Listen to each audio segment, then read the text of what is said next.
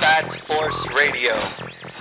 Bat Force Radio is rated M for mature, or should that be immature?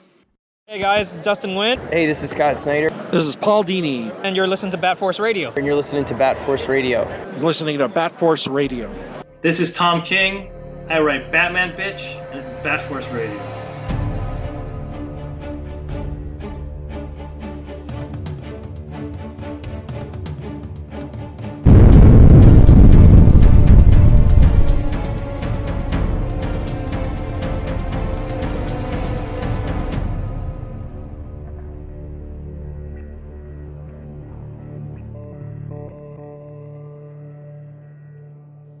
Welcome back to Bat Force Radio, the Batman and DC Comics podcast with no limits. Tonight we are taking once more a trip beyond the borders of Gotham City, and let's take a quick look at tonight's roundtable, the Bat Force Times in New York, and myself, I'm Robin Cross in Canada. And tonight's guest is a multifaceted, award-winning creator with numerous credits as a screen and comic writer, director, executive producer, and much more, whose work you'll likely have seen on titles like Netflix Umbrella Academy, NBC's Blind Spot, Stargate SG-1, The Relic Hunter, and Due South if you're Canadian. So welcome to the show for the first time, Mr. Jeff King.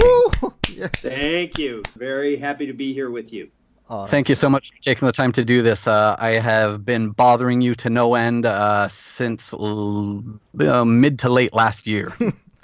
I'm glad our schedules have finally sunk up. You wouldn't think between three enterprising people it would be this hard to do, but I'm glad we found the time tonight. Absolutely, and you've been uber busy lately. So I know you recently wrapped on not only on the second season of Umbrella Academy, but also one or two other shows I think you wrapped on.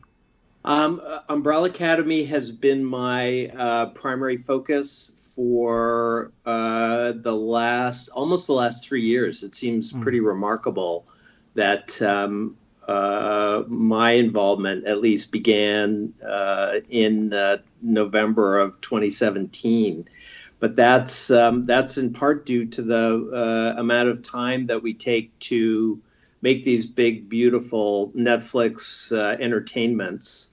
And I wish I could say I had time for a lot else in between seasons, but this has really been a full-time labor of love for me and for many others. But for those of us who are in pre-production and production and post-production, it's a long time scale. And it has to be rewarding that you're dedicating so much of your time to something that is as well received and as widely viewed as Umbrella Academy has been. Yes. The fan reaction to the show has been lovely. We are, thank you for leading the witness. We're one of Netflix's most watched shows, and we're also a series that is watched by a really broad spectrum of the Netflix membership. So whether you're old or young, whether you're male or female, or whether you are anywhere in between old and young or male and female, you likely watched our show and enjoyed it. And to be able to have that reaction from an audience is incredibly gratifying. And I've been lucky to have it in the past on some things I've worked on. And it's a very precious attention that you get when people connect with your characters.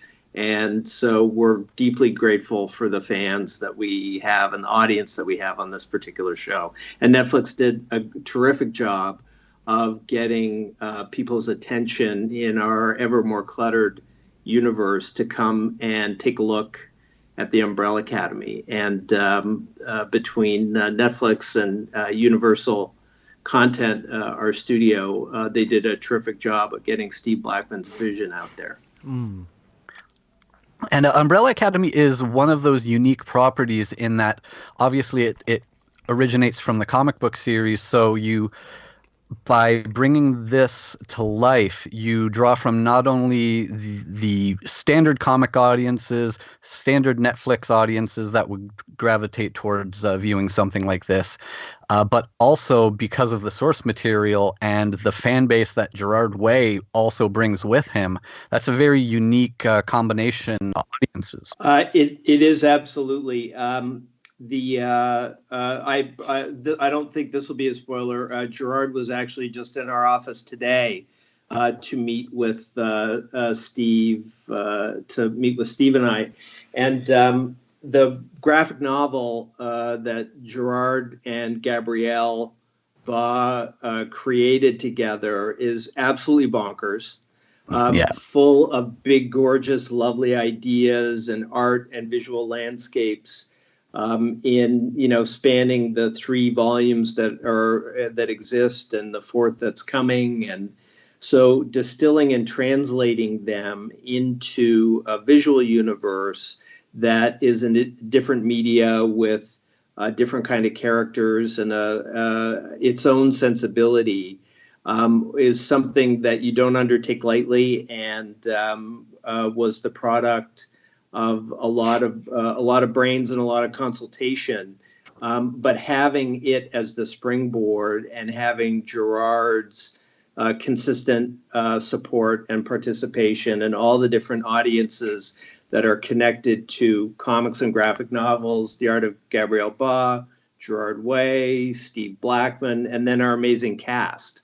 And the big appetite there is for stories about family, and especially dysfunctional, subversive, fucked up ones. Can I curse on this show?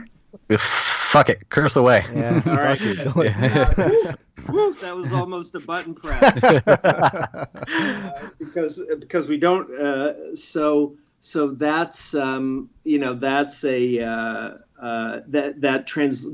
translation from the page to screen, the page to the stage, is a whole nother process of adaptation that went through, in the case of Umbrella Academy, went through quite a long development process, first as a feature film, and then later as a few different stabs at a TV series, until Steve finally cracked the code.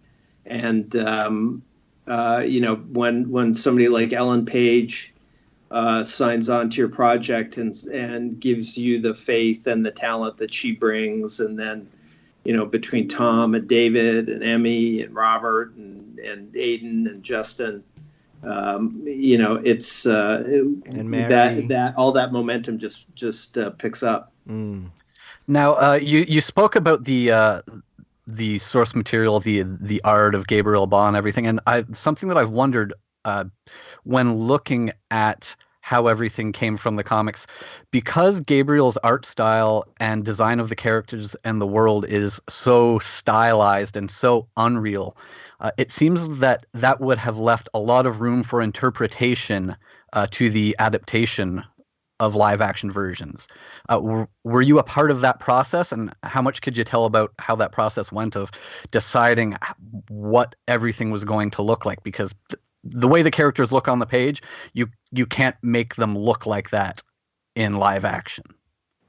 Yeah, or if you did, it would be in a much more hyper realized take than the one that we are presenting herein, is another way to say it. I came to the project relatively close to the start of production of season 1, so a lot of big picture decisions were already underway, to which I became a party as I became involved. I think what was important to Steve in sort of framing the world was to create characters that were grounded, to have a family that you and I could relate to tell a story in a visual language that would be accessible to people who were both fans of things that fall into a superhero genre, but also to people who might never have encountered the graphic novel or otherwise been interested in a superhero show. And so that, the process of evolution really kicked off once you cast the actors and you see what they look like and how those physical types will adapt to their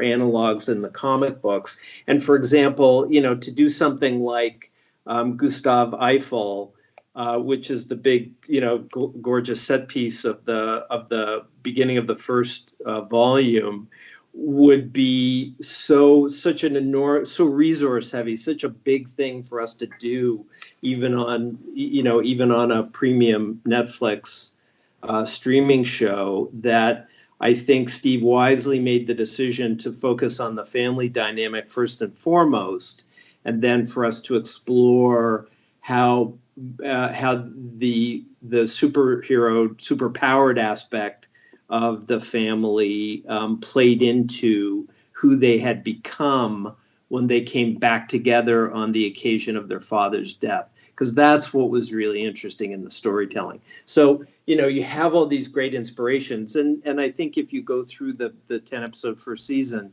you will see a lot of either direct connections to some of the gorgeous moments in the comics, or things that are inspired by them.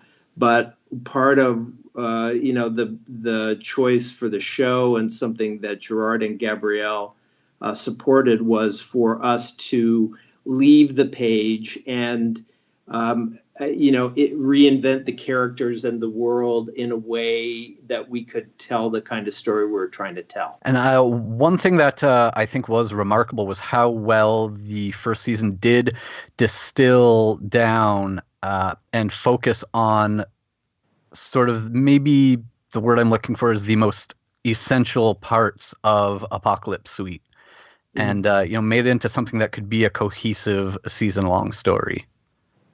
Yeah, again, you when you're world building, you make choices, and when you're telling a story, you make choices. And I think the transformation of Vanya into the white violin in Apocalypse Suite, the graphic novel, is a much different journey than the one that we put Vanya on in the series.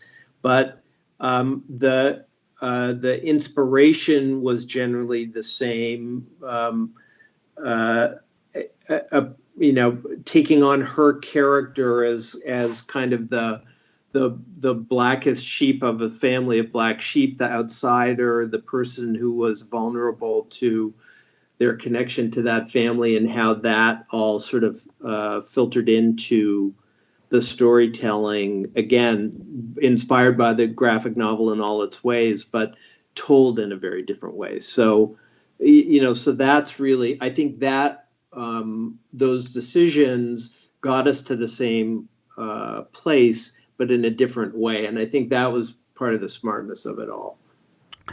And coupled that with some of the ways that you and the people on the production came up with bringing everything to life. I saw a video that you posted a while back of how you shot Vanya's sort of crescendo with the camera setup that you had, with the cameras rotating around her at a high speed. Oh, sure, yeah. Yeah, so that was really impressive, and it really brought everything to life in a way that really did it justice. And I haven't, haven't spoken yet about our magnificent behind-the-scenes team, the production designers, Mark Worthington and Mark Steele, and the decorator, Jim Lambie. We have an extraordinary costume designer, Chris Hargaden, and our DPs, Neville Kidd and Craig Robleski and their teams. But Everett Burrell, who's our visual effects supervisor and one of our producers and close collaborators, he and his teams and all the vendors who provide visual effects for us, Spin, especially in Toronto, but also Weta in New Zealand, who delivered Pogo to us, really made really elevate the world in a lot of ways. And so much of the work that they do is invisible to make you believe that this extraordinary world really does exist, even though it doesn't. And a great example of that, I mean, Pogo is certainly something that's obvious. And in the series, on our set, we have an actor named Ken Hall who plays Pogo for all the other actors. And he comes in and wears the gray suit and plays the scene with the actor just as if he was Pogo. And then Weta replaces him digitally with that amazing CG chimp that you see. And he's voiced by Adam Godley, who coincidentally, when Ken and Adam finally met, Ken is short of stature, as is Pogo, and Adam is the tallest guy in the company aside from Tom Hopper. So, one is the actor who plays and one is the voice. But the story of the Apocalypse Suite the story of our first volume of the Umbrella Academy series takes place over 10 days. And we shoot it over a period of 6 to 7 months. So, for example, the seasons changed. So in order to create the impression in your eye that only a day has passed instead of weeks or a month, Everett and his team, for example, put green leaves on literally thousands, if not hundreds of thousands of leaves on trees in the background shots, so that when we transition from one moment to another, you have the experience of being in the moment, as opposed to the seasons bouncing back and forth. For example, the colors of things, the shapes of things, what they look like. So that's a very powerful resource. And a lot of those things are deployed to make environments feel more real, as opposed to making them fantastical like in the graphic novels. Not that we don't love the fantastical universe of that, especially that's in Gerard's mind and Gabrielle's under his pen. But some of those are so fantastical that we really have to tell the story in more subversive, smaller ways. So when we're seeing a scene in the series that is shot on a desolate highway in the middle of nowhere, it may not necessarily be the warm summer day that it appears to be. Often, as the actors will tell you, often it is not.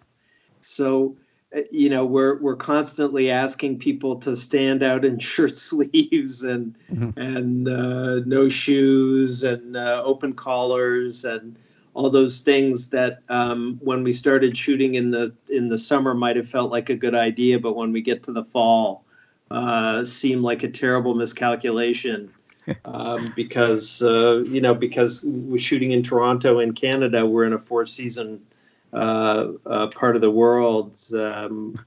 4 seasons within 2 weeks.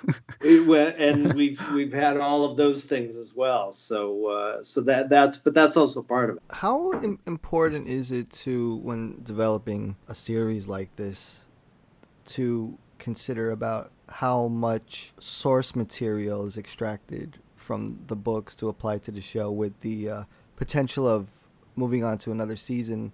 Because I see there's a lot of talk about how, I think, Robin, you mentioned this as well, with Lock and Key just coming out, where they've used a lot of source material in the first season. Yeah. And now things have to change once the second season is greenlit. Like, how conscious is everyone of this when going into such a big project? That's a really good question. You're definitely conscious of the source material. And of course, when we started, there were 2 books existing, and Gerard and Gabrielle had shared with us what they were doing in the 3rd book. And we, in turn, shared with them what we were doing in the 1st season, and then subsequently what we've been doing in the 2nd. And they're already working on the 4th. So they're staying ahead of us. Steve used a fair bit of, the Apocalypse Suite, obviously, and we cherry picked a few things from Dallas, like the larger roles of Hazel and Cha-Cha that really served the first season. So it's actually pretty lovely to be able to cherry pick from a deep well of ideas the things that serve your storytelling and really work best. But we're mindful that we would love to stay within the sandbox as it's created going forward in the books. And we're certainly, it's also something that I think Gerard and Gabrielle are mindful of too, is staying ahead of us. Now, talking about that effect, like them making an effort to stay ahead of you, it's just sprung to my mind just now what possible effect the popularity of the series and possibly of particular characters could potentially lead to influence future source material that they create. You mentioned Hazel and Cha-Cha, and the iteration of Hazel and Cha-Cha in the series, in the live action series, is maybe even more enjoyable than in the source material. Just the chemistry and the enjoyment of watching those two actors, how they brought it to life. Since the show came out, Hazel and Cha-Cha had a one-shot comic come out. That was just a special. Mm-hmm. So that's interesting. I wonder how much things could affect like that. Like that popularity, the reception of particular characters could lead to demand for more of those characters. Well, a perfect example. I think this has been announced. Dark Horse and the guys just announced a Klaus spin-off comic. So it's going to be, I think it's at least a 6-issue story and maybe longer. And it's the, the comic universe is the comic universe, and the TV series universe is the TV series universe. They do sort of coexist and co-interact with each other. So, no spoilers. I can't say exactly what the guys are going to do, but we have a sense of it. And, again, we'll cherry pick whatever great ideas are there. And Gerard and Gabrielle are very supportive of that. I mean, they encourage us to approach the source material that way. Liberating. Not everybody has that experience. Now, rightly so, we've been speaking a lot about Umbrella Academy and how everything was done right. Like, another example of how everything was done right was the time period that Umbrella Academy came to Netflix. It wasn't without competition. Unfortunately, not everything can carry on and be successful enough to move forward. But the fact that Umbrella Academy came out in the same time frame as things like Deadly Class, and proved to be the one that Deadly Class was pretty close, and something else too. Yeah, there was something else I can't remember. I think one of Titans and Doom Patrol, we all sort of are clustered around the same time. Doom Patrol as well, right after. I have not seen a stronger cast than Umbrella Academy, though. I mean, we're talking Robert Sheenan, who I absolutely loved in Misfits, that British show, and obviously Paige, and Kate Walsh, who's an easy show stealer, and Mary J. Effin Blige, who just owns that role of Cha-Cha. It's the casting is brilliant. It really, and the way they all come together, they're like different components into this, woven into this amazing series so far. I think that's why it's been getting, just one of many things, but it's a big appeal to so many people. Is how everyone has their own slot, carved into. Everybody is strong. We got blessed with so many people. I mean, Cameron Britton, coming off of Mindhunter, and John Magaro from The Big Short, who played Leonard Peabody, which is such a tough, such a demanding role, and an actor who needed to be able to stand in with Ellen Page and punch at the same weight, which he did. But then Colm Feore playing Hargreaves. I mean, that was such an incredible get for us.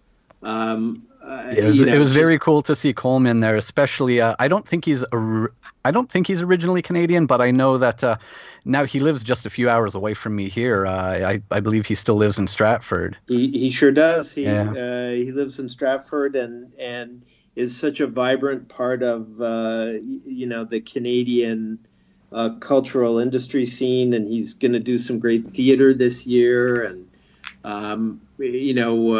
Sheila McCarthy, who played Agnes. I mean, a wonderful Toronto actress who, took that role that started as something that could have not been very interesting and made it extraordinary. Jordan Robbins, who plays Grace, and then all the kid actors. I mean, all the kid actors were amazing. I saw a video of Aidan Gallagher doing I don't know what it was, like maybe some form of like an AMA, but he was doing video calls with fans. And it's the series of girls losing their shit when he comes on the screen. It was ridiculous. Yeah, I mean, Aidan is multi-talent. He's a musician and truly coming of age in a pretty extraordinary moment in time, and also the world's youngest ambassador to the United Nations for the environment. Yes. So, will this boy stop at nothing? Incredibly talented young man, and incredibly prepared on set. He's a delight to direct.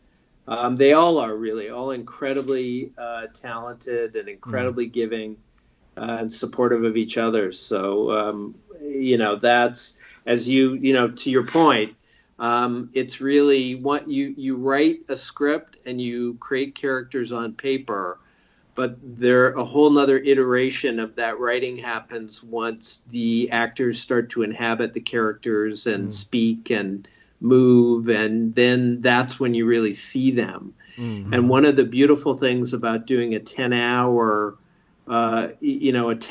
single story, really tell a 10-hour movie, is that you get to discover, along with the actors, their characters and what people's strengths are and how they play off each other and what they look like together. So part of the beauty of a big supportive organization like Netflix is that we'll occasionally go back and reshoot something if we discover a better way to tell the story, or that we missed an opportunity the first time through.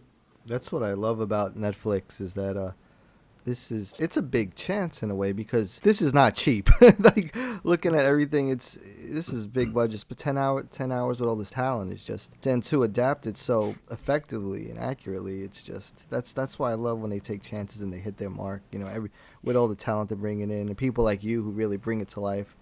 And can you take us, a day in the life of Jeff King on set or working in the office or whatever it is, and tell us what it's like? Yeah, I mean, once we start to shoot, I go to Toronto and spend the whole season, or almost the whole season, on location in Toronto while we shoot. And a lot of what I do is working in prep to take the scripts that have been written and work with the director, the directors of photography, the production designer, the team there in Toronto, our producers, and translate it visually into the episodes that we shoot each week, with also an eye to what will be the most effective way to tell the story visually and also in a pragmatically producible and financially responsible way. So it's really kind of multifaceted, and sometimes that will mean, getting up at 4 a.m. to get to set an hour outside of Toronto in enough time to be in a makeup trailer to see whether a wig's going to fit, or to greet a new actor who's just starting, or to talk with somebody from the makeup or hair team. And they're really the unsung heroes, because they're the ones that start every day, hours and hours before the rest of the crew comes.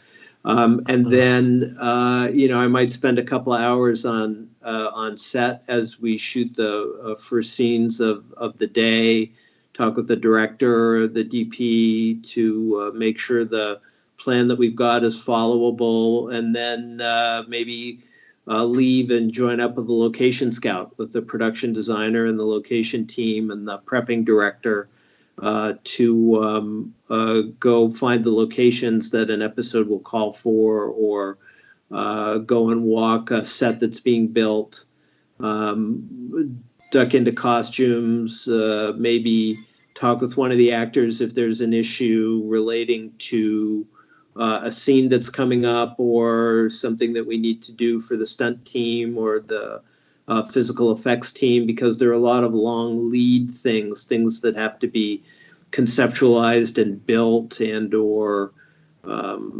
location scouted. If we're going to be shooting somewhere that we know is going to need a road dug to get to it, and there isn't a road there, that's just for an example, then you need to start planning months in advance to get that road built, for example. So there are a lot of strategic and planning things. But then another day might be, I'll be showing up at 4 p.m. to direct a stunt sequence overnight, or something in a second unit, or so the hours in the day will change pretty radically, and the responsibilities might change pretty radically. But overall, it's to executive produce the show and be there to make sure that we follow Steve's vision and get the best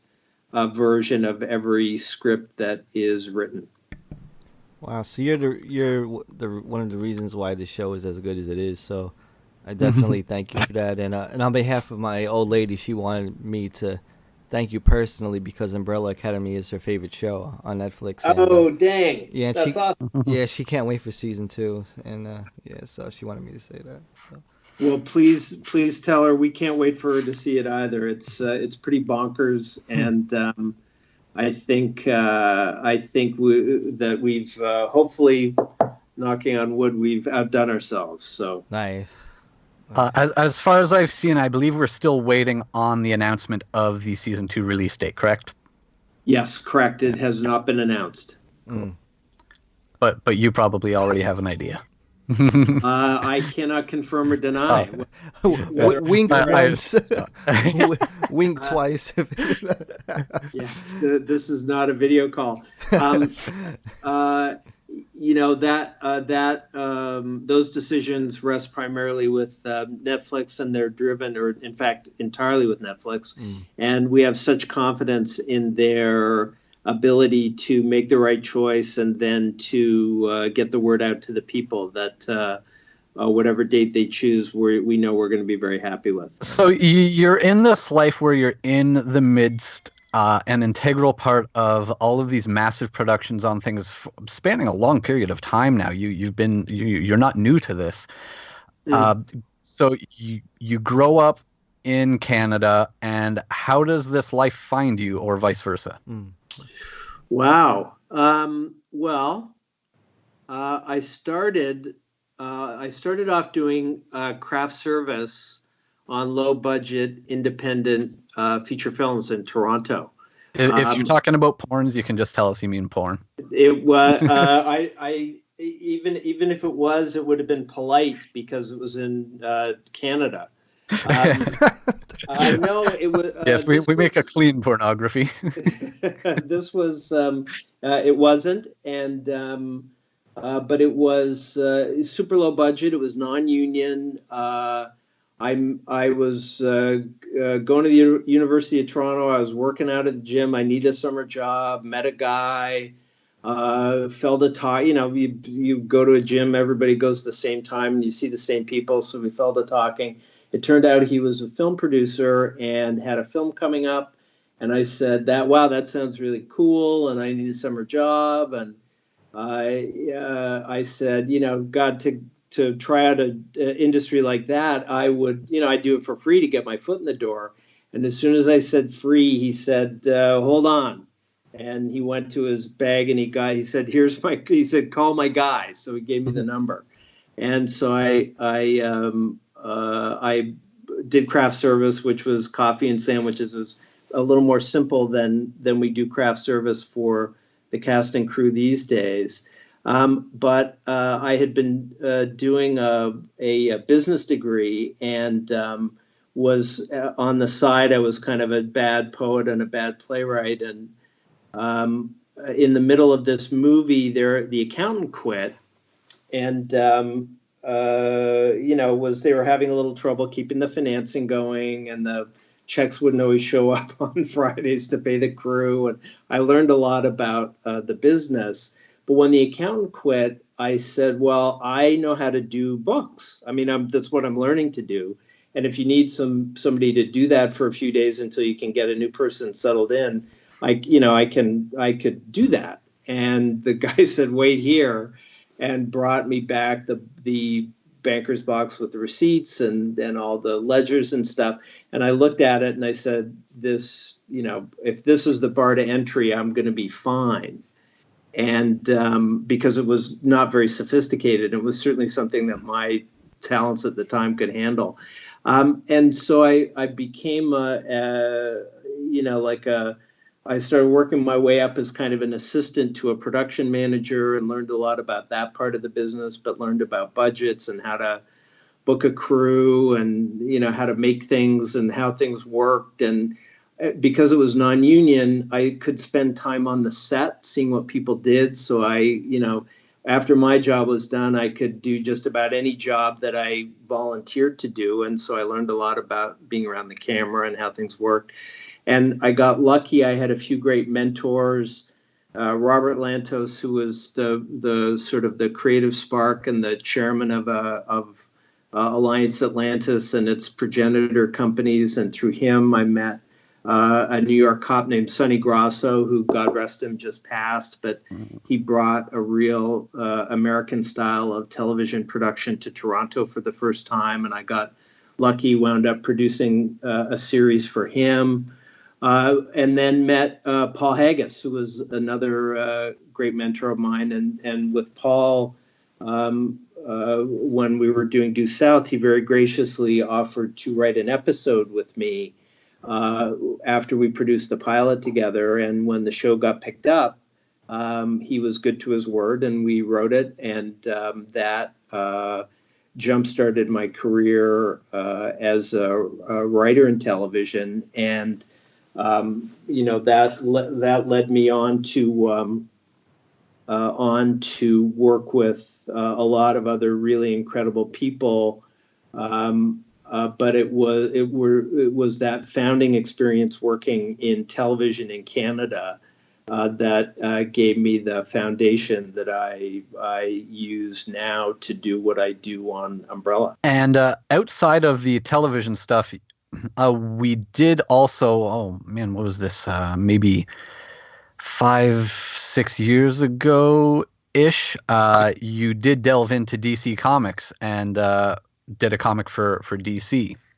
I did. I was very fortunate that Dan and Jim at DC gave me the opportunity to write on Convergence, which was an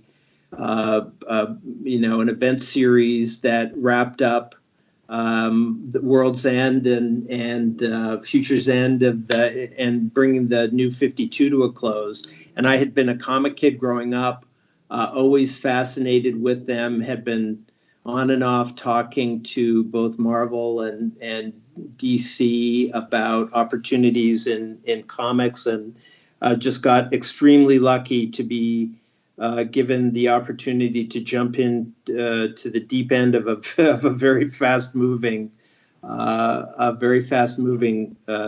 series that was being put together over there. Had an incredible time.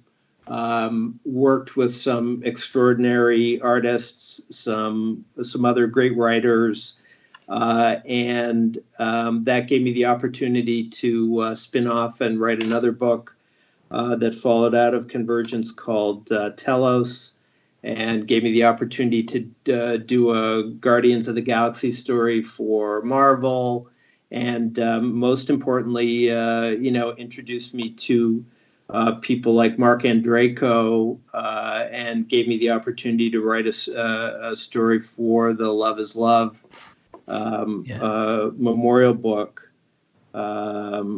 that commemorated the victims and survivors of the Club Pulse tragedy. Mm-hmm. And that if you had told me as a comic kid growing up that I would ever have the chance to, work with any of these people or stand on the shoulders of giants like Jeff Lemire and Brian Azzarello and all the others, I wouldn't have believed you. So it was a pretty extraordinary opportunity.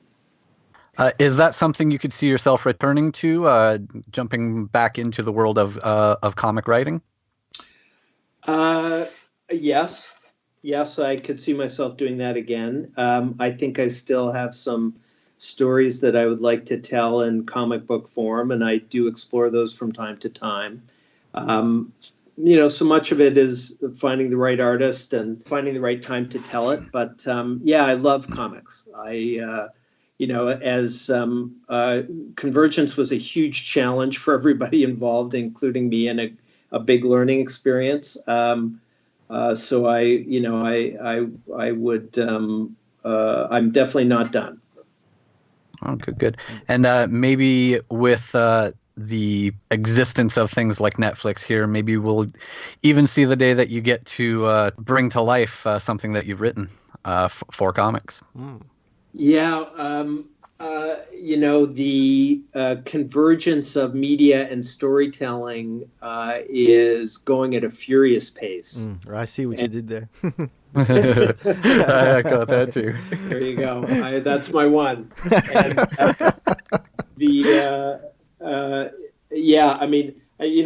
I look at the people who are coming before me, like Mark Miller and Frank Miller and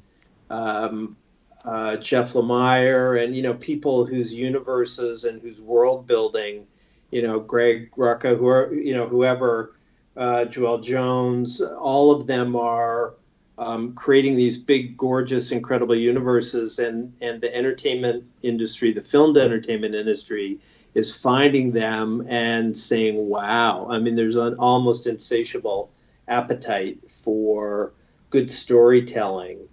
And comics as a visual medium are sort of to literature, which traditionally has been where adaptation has been drawn from. Comics are like poetry. Mm-hmm. You need to be so much more efficient in how you tell the story, and so much more distilled, that in the space that you can boil down a 300 or 1,000 page novel, a 20 or 40 or 90 page comic or graphic novel has so much more rich information in it to draw from, that it's definitely the future. Yeah, it's great to see the difference in the way that comics are now looked upon from what I remember when I was a kid. I remember being a kid, and if I was reading comics in I remember one day specifically telling my grandmother I was reading when she asked what I was doing, and she asked what I was reading, and I showed her, and she goes, "Oh, you're reading a comic book," as if to say that that's not real reading. And fast forward to now, where I live here in Windsor, there's a professor named Dale Jacobs who works at the University of Windsor, and he teaches a comic book course.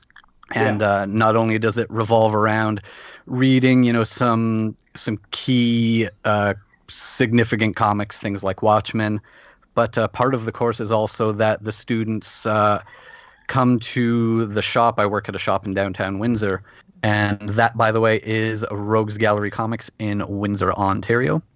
It's in the general area of the university. So part of the course is that they choose a monthly comic book and open a file to read that book monthly, so to get the comic book collecting experience. Yep. Yeah, I mean that's A, that's genius, and B, literature has so many traditions, and I think graphic literature is only getting more relevant, not less relevant, because it more closely resembles people's day-to-day experience now. I mean, we're constantly sifting through visual media, uptaking in very quick bites a visual, some, maybe a few balloons or a few bubbles worth of words, but not a lot, and ascribing or drawing from those images and juxtaposition of words a lot of meaning. So I think the timeliness of like that kind of teaching and the art of picking the most significant visual to tell a story is, again, it's getting more and more paramount because of how clearly and how quickly people's attention needs to be grabbed, or it will move on to the next bold image or profound soundbite.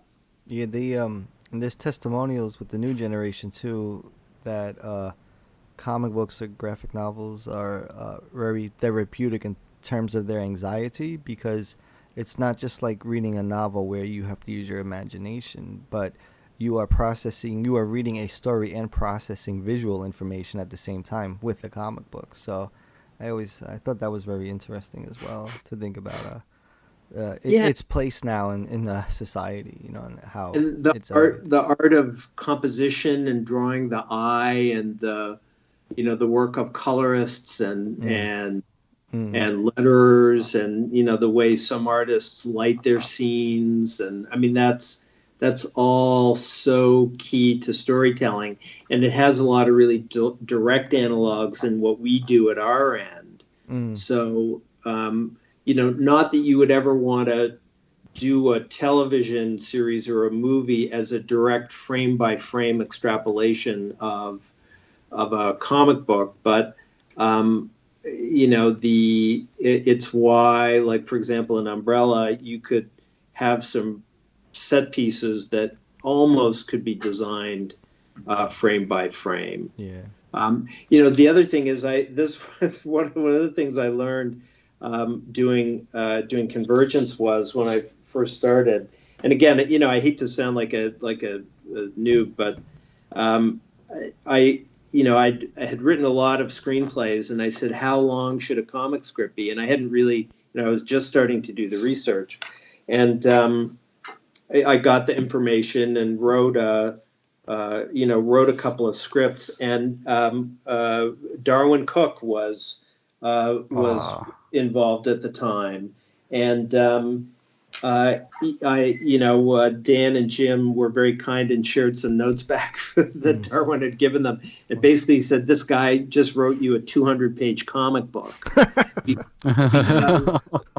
because I was writing a lot of assumed transitional movement and emotional steps that you can do in a television or movie script, because you're asking an actor to take an emotional journey, and you can, in your head, rely on the camera to photograph the whole thing if you want. The camera can follow the actor and get closer and further away and be obscured for a moment and do all those things. A comic, you have to give an artist a very different framework for conveying emotion. And so, that's part of it too, is understanding the visual language of comics is a real art. And the people who do it well, and especially the artists who are really great storytellers, are so important to the process. It's beyond words. I think it's so good that with all your experience is really beneficial, because what you've done, your job is so important, because the way you've adapted Umbrella Academy is as good as it gets. Like, you've overseen all of this, and the adaptation is so good that I think it sets the bar for the way people need to adapt this the genre of comic books or graphic novels onto like movies or episode runs. Well, I mean, I really appreciate you saying that, and I do. Again, just to the crazy thing about comics is, you need a great editor and you have a great team.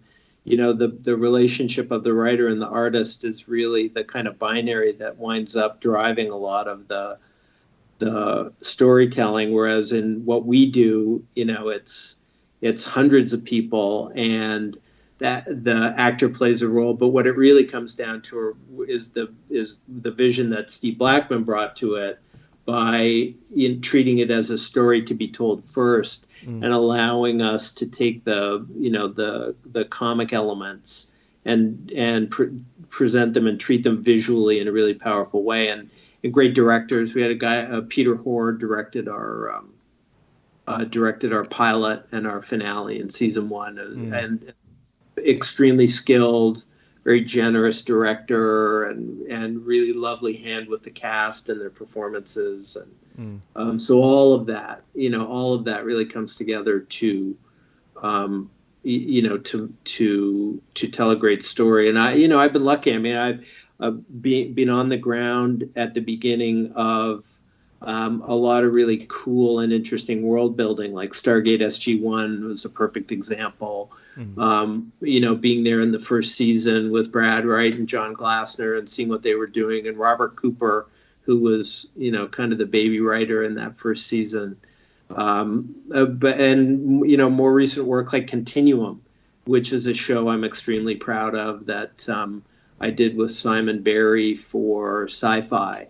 And that really allowed me to tell a lot of stories about what I feel are real contemporary issues that we still are grappling with, like classism and the way income inequality defines so much of how we live in a modern world, and the way that the lack of personal responsibility of corporate behavior ultimately is a terrible thing that we have to harness somehow.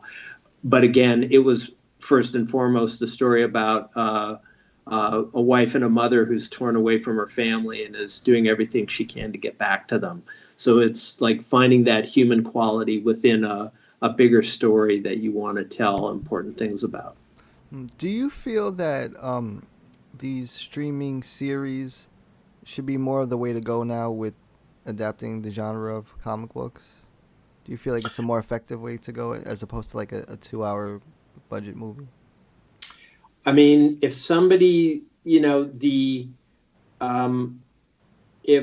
I could take all the money that we spend on 10 hours and only spend it on 2 or an hour and a half, I could give you a grander visual spectacle, but I don't know that I could tell a better story. And frankly, if anything proves that out, it's how extraordinary the sort of big arc of the story that Kevin Feige told in the Marvel Phase 1 or Phase 2 or whatever it is, the from Iron Man to the most recent Avengers, is a pretty extraordinary 18 or 19 movie arc. And I would argue that in a way, what you get to do, whether it's what we're doing on Umbrella or what those geniuses did over on Watchmen, however you feel about the show,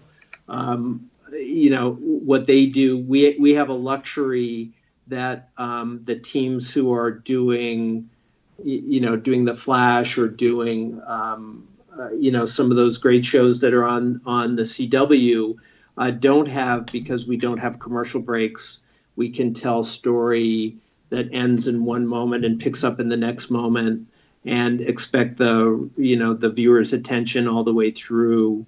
We don't have to wait week to week to tell you our stories. So, it's an incredible gift to be able to tell it in this format. And I think if you have a big vision and you have like a big movie story that's too unwieldy to tell in 90 minutes,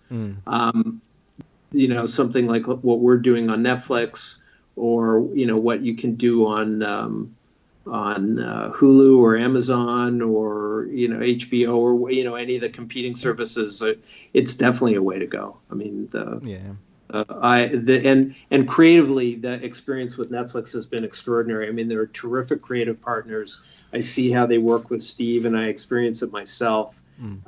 They're pretty amazing. That's awesome. And before we let you get on out of the lightning round, which I thought I was going to get out of here without that, but okay, here we go. All right, number one, New York style pizza or Chicago deep dish pizza? New York in a heartbeat. Ray's or Ray's Uptown. Okay. Second half. Oh, okay. Plain or peanut M&Ms?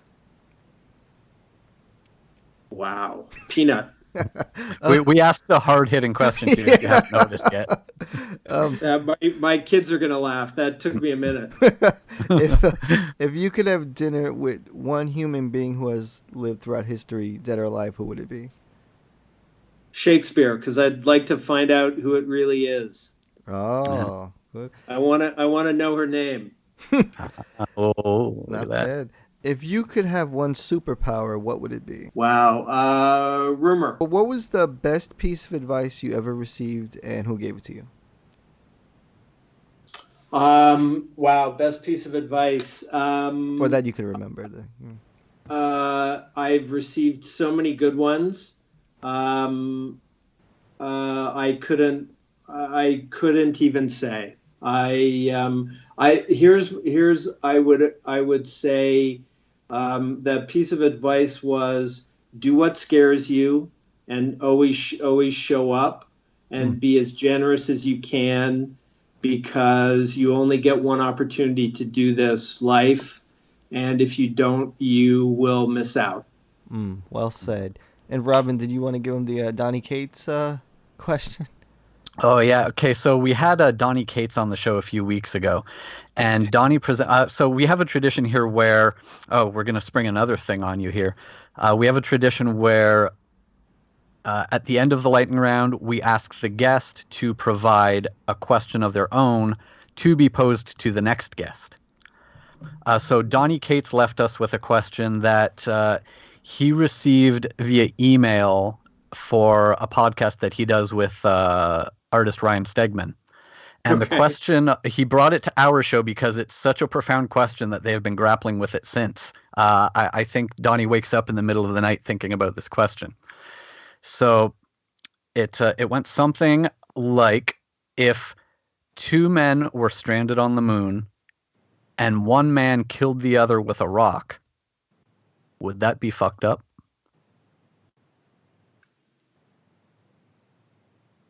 Yes.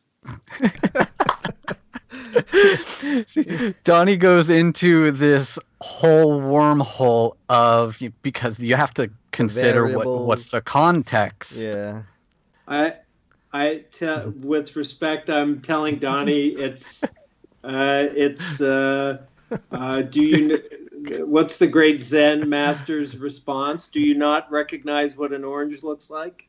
I'll be damned. You just answered Donnie's unanswerable question. Yeah, but then Donnie was like, "Well, what if the other one was responsible for ending?" And Donnie is a smart a very smart person. So I don't take that challenge lightly. Well, then, And a terrific writer and storyteller. Yeah. So I'm sure he got a much more interesting story than a one-word answer. Oh, that nailed it. You've floored me by answering it so concisely and having a quote to back it up. I'm convinced. Do we know who the next guest might be for him to give a? I don't have anything booked prior to Todd McFarlane, but it could be anything in between. But as of this moment, we have to assume the next guest is Todd McFarlane. Yeah. So, and right. so if you have any question to pass on, that'd be fun. If life is a series of choices and left and right hand turns, if you could go back and change one of them, what would it be? Oh man, whoa. Oh, that's a loaded question. I like that a lot. That's a loaded one. That's a good one. Rob, that might have to be in the permanent rotation. I like that one. Yeah. That goes right up there with the Joey Lawrence question. Oh, the Joey. You want to give him the Joey Lawrence before we go? Yeah, I love bringing this one up. Maybe it's got to be close to a year ago now. We had Joey Lawrence, the actor, on the show. So a little backstory to why he was on. An internet rumor had begun that following Ben Affleck, Joey Lawrence wanted to be the next actor to play Batman. So in response to this rumor, a bunch of his fans started up a petition for him to be the next Batman. So we had Joey come on the show and plead his case to the target audience of comic fans.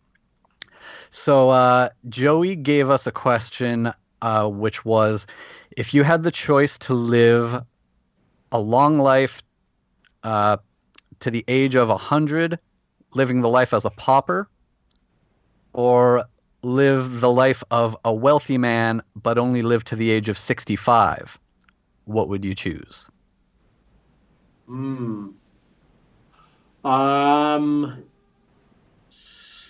That's a really good question. I would say I would choose a longer life because, poor, a pauper does not live an uninteresting life. And I think as long as you find purpose and find community in your life, then. And I should also say, I would fully expect that health would not be taken into the consideration, because those last 35 years might be pretty tough if you weren't equipped with more health points than our bodies are typically able to handle. But, yeah, if those last 35 years you're like Grandpa Joe in Charlie and the Chocolate Factory, laid up in a bed, that's not going to be fun. Yeah, he only gets. I reserve the right to change my mind given circumstances. But on the topic, I think that son of a bitch Grandpa Joe is the true villain of that movie, because he spent years in that bed with Charlie and his mom taking care of him, and then when it's time to go to the chocolate factory, Grandpa Joe pops up out of that bed and does a dance, and here we go. Yeah. Where were you, for the last couple of decades, Grandpa Joe? You're telling me a lot about you by that answer. I reserve the right to change my mind. Excellent. I grant it accordingly. Nice. But Jeff, we just want to thank you so much for your time, all the great work you do with a cherished adapted series that is the standard for adapting these kind of pieces of work onto a streaming service, and we can't wait for season 2 and everything else that you got coming down the pipeline, and your attention to detail as well. Thank you so much, and thank you for supporting my work and our work, and for being incredible comic fans and series fans. This was a great conversation. I really had a blast, and let's talk again in a few months if you love the show. Yeah, let's definitely regroup after season 2 hits. I would love to chat it up with you. That'd be amazing. So. All right. All right. Thanks. And everyone who's a fan of Umbrella Academy, if you're not already doing so, make sure you're following Jeff on Instagram. From time to time, he posts some cool behind-the-scenes stuff and just updates on the show and things like that. And I think you're Jeff King TV on Instagram. I am Jeff King TV. Awesome. Cool. All right. Thanks again, Jeff. Hey Gotham dwellers, make sure to stop everything right now and subscribe to Bat Force Radio. We can be found on iTunes and SoundCloud. Don't miss out. Guaranteed to satisfy all of your Batman and DC needs.